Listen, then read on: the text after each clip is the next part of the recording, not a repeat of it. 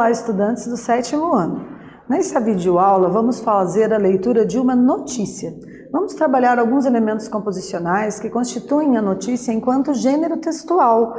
Vocês já têm bastante familiaridade com esse gênero, né? Já com certeza leram várias notícias, já assistiram várias notícias televisivas, por meio de vídeos que são disseminados nas redes sociais, nos grupos de WhatsApp, etc. Então, a gente vai fazer a leitura de uma delas para trabalhar um pouquinho mais as suas especificidades. Eu sou a professora Rosa Bueno, sou a professora de língua portuguesa do 7º ano. Estou aqui com o meu colega, o Luiz, que está fazendo a transcrição da minha linguagem oral para a linguagem de sinais. Parabenizo a todos e todas por estarem aí, né, contemplando as nossas videoaulas, que são sempre preparadas com muito amor para vocês. Parabéns por estarem aí enriquecendo o intelecto de vocês. Então, vem aqui comigo, vamos ver quais são os objetivos da nossa aula de hoje. Observem aqui que a gente vai fazer a leitura de uma notícia, vamos reconhecer o discurso direto e o discurso indireto e identificar uma informação explícita no texto jornalístico. Então aqui nós trouxemos um infográfico. Percebam que esse infográfico, ele se constitui de linguagem verbal e não verbal. Nós temos aqui dados numéricos para poder enriquecer as informações a respeito do fato, né, dos fatos de como eles acontecem. Então o título é Os que vieram para o Brasil. Até 1950, quase 4 milhões de novos brasileiros. Estatísticas da entrada de imigrantes no Brasil de 1870 a 1953. Então, observem aqui que a coluna maior, a torre maior, se refere aos italianos. Então, foram 1.565.835 italianos. Em segundo lugar, vieram os portugueses, totalizando 1.470.687. Em terceiro lugar, diversos, depois vieram os espanhóis, alemães, japoneses e, por fim, os russos. Os russos, né, vieram em menor quantidade ali, uma quantidade de 118.624 russos para o Brasil. Então, esses dados estão disponíveis aqui no site Toda a Matéria, né, vocês podem verificar as informações desse infográfico aqui. Então, nós temos um total, né, de 4.875.040 imigrantes. Isso considerando o período entre 1870 a 1953. Né? Então, vejam, aqui a gente tem um gênero textual diferente daqueles que vocês estão habituados, né? Que é o infográfico. O infográfico, ele traz informações que articulam linguagem verbal, que são as palavras, os dados numéricos, com linguagem não verbal, que são as imagens, né? No caso aqui, nós temos os dados estatísticos, né? Temos a figura ali, né, de um possível imigrante com a mala saindo do seu país de origem e vindo tentar sobreviver aqui no Brasil, né? Tentar melhores condições de existência, né? Provavelmente ele, depois a família, enfim, né? Dentro das possibilidades aí autorizadas pelo nosso consulado brasileiro. Então, temos aqui um infográfico para promover essa reflexão dentro de uma notícia, né? Dentro de um gênero textual inserido aí no campo jornalístico midiático. Então, observem a imagem ao lado e responda. Que assunto ela aborda? Qual o período usado para avaliar os dados apresentados? Após responder às questões anteriores, você acredita que a imigração é um fato recente no Brasil? Né? Então, dentro daquilo que a gente já discutiu, vocês já têm condições, né, de inferir quais seriam aí as possibilidades de respostas. Né? E aí, com relação ao assunto que ela aborda, a gente já viu que é a chegada dos imigrantes no Brasil, né? O período de 1870 a 1953, e depois de ter essas informações, não fica difícil de responder a terceira questão, que é, né, se você acredita que a imigração é um fato recente no Brasil. Não. Né, a gente tem conhecimento aí na nossa literatura brasileira, né, desde a carta do Pero Vaz de Caminha, quando ele noticia a chegada dos portugueses, né, e nos livros de história também, né, tem a história lá de que o Brasil foi descoberto em 1500, né, então a gente tem aí várias informações que nos indicam que o nosso país é um país pluriétnico-racial, né? Ele é um país híbrido cultural porque tem a mistura de várias etnias, de vários povos provenientes aí de diversos países por várias razões. Né? Recentemente nós tivemos a entrada no Brasil dos venezuelanos, né? Ainda estamos tendo, dos bolivianos, né? Tivemos um pouco tempo atrás, aí, por volta de 2016, dos haitianos, né? Devido ao terremoto no Haiti, e dos sírios libaneses, por conta, né, das questões religiosas, dos conflitos religiosos, né? Então não foram só os portugueses lá que fizeram a descoberta, né? Ou os espanhóis, enfim, os africanos, né? No início do descobrimento, mas a gente tem, né, depois das guerras, a vinda ali dos italianos, dos alemães e tudo isso da história que vocês já estudaram bastante, que constitui aí, né, o fato de que somos considerados aí os ameríndios, uma mistura dos povos da América Latina com os índios, e um pouco além disso, né, porque o nosso hibridismo cultural vai além, né, dos povos aqui da América Latina. A gente tem recebido aí imigrantes de vários países, certo? Então, o texto trata sobre a imigração no Brasil e o período compreendido para análise está entre os séculos 19 e 20, né, de 1870 a 1953. Embora a imigração seja um fato ainda mais antigo que o apresentado no texto, apenas por ele já observamos que ela acontece há muitos anos. Então, a imigração não é um fato recente. Então, nessa aula vamos ler uma notícia sobre algo que aconteceu com um imigrante no Brasil. Refugiado sírio é agredido enquanto vendia esfirras em Copacabana, do UOL, em São Paulo, 3 de agosto de 2017, 18 horas e 11 minutos. Um vídeo foi publicado nas redes sociais para denunciar a agressão a um refugiado sírio em Copacabana, na zona sul do Rio. As imagens mostram um homem armado com 2 pedaços de madeira agredindo verbalmente Mohamed Ali, que vende esfirras e doces sírios no bairro. Nas imagens, o homem não identificado grita: "Saia do meu país! Eu sou brasileiro e estou vendo meu país ser invadido por esses homens bomba miseráveis que mataram crianças, adolescentes, são miseráveis", diz o homem. "Vamos expulsar ele." Observem que aqui a gente utilizou os colchetes e as reticências dentro dos colchetes, indicando que um fragmento da notícia não está aqui, foi omitido, foi extraído, né? Continuando então. Em um comentário no vídeo publicado no Facebook, Ali diz que está no Brasil há 3 anos. "Vim para o Brasil porque abriram as portas para todos os refugiados. Todos os meus amigos estão trabalhando. Estamos trabalhando arduamente. Estou muito sentido porque nunca pensei que isso pudesse acontecer comigo", diz o vendedor. "Não me coloquei nessa situação porque a guerra me fez vir para cá. Vim com amor, porque os amigos sempre diziam que o Brasil aceita outras culturas e religiões e as pessoas são amáveis e todos os refugiados procuram paz. Não sou terrorista", defende-se o refugiado. "Moro no Brasil e aqui já é minha pátria. Espero que não aconteça com mais ninguém, de nenhuma nacionalidade." Fecha aspas, né? Percebam aqui que a gente tem em vários momentos a utilização das aspas, né? Como vocês já sabem, as aspas é um sinal de pontuação utilizado para fazer o discurso direto. Nesse caso, nós temos em vários momentos a transcrição da fala direta do Ali Mohamed. Então percebam, né, as palavras que ele utiliza foram transcritas ipsis literis na íntegra, que constituem o discurso direto dele, e a pontuação utilizada para a gente marcar essa fala direta são as aspas, ok?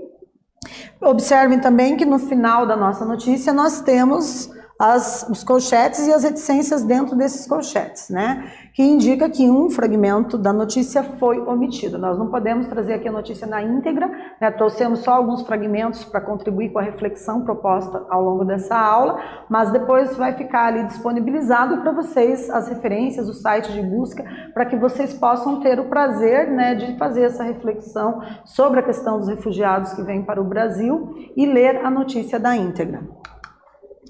Continuando a leitura, então, Ali trabalha na esquina da Avenida Nossa Senhora de Copacabana com a Rua Santa Clara. Muitos brasileiros se comoveram com o relato de Ali e pediram desculpas em nome do agressor e chegaram a oferecer ajuda ao rapaz. Então, aqui está o site, né? O site da UOL, onde foi extraída essa notícia para que vocês possam lê-la na íntegra. E vamos para a nossa primeira atividade. Então, vamos lá. Trouxemos aqui, né, trouxemos aqui a manchete, na verdade, o título da nossa notícia, que diz assim: refugiado sírio é agredido enquanto vendia esfirras em Copacabana, do UOL, em São Paulo, 3 de agosto de 2017, 18 horas e 11 minutos. Então, temos duas questõezinhas aqui. Na primeira questão, letra A, o que mais chama a atenção no título da notícia? E, letra B, qual fato originou a notícia? Então, vamos aí para o nosso momento de treinar aí a proficiência na língua escrita. Vocês vão escrever aí 2, 3 frases para dar conta de responder as questões propostas nas letras A e B. Bom trabalho!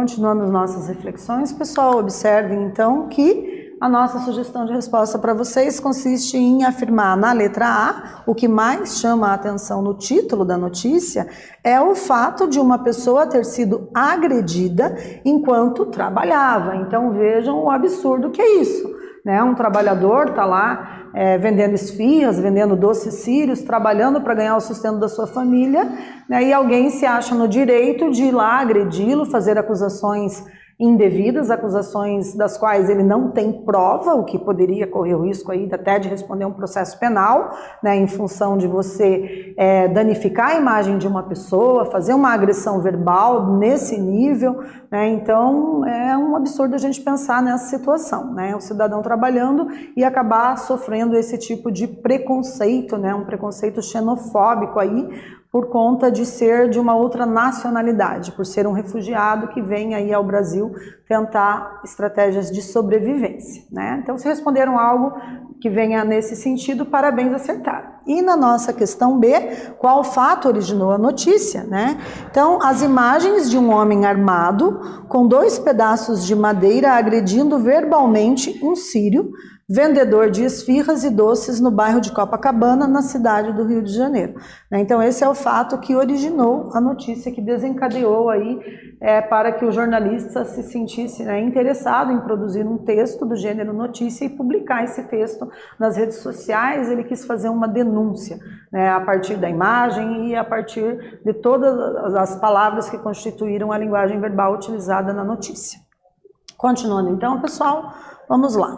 O texto informativo, especialmente quando é jornalístico, pode apresentar entrevistas, reproduzir as falas de um discurso ou pronunciamentos de forma direta ou indireta. Você sabe reconhecer o discurso direto e o discurso indireto em um texto?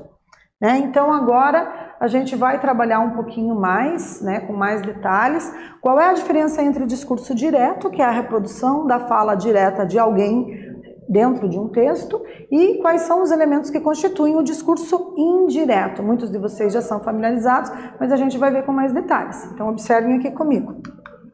O discurso direto, entende-se por discurso direto as falas inseridas nos textos.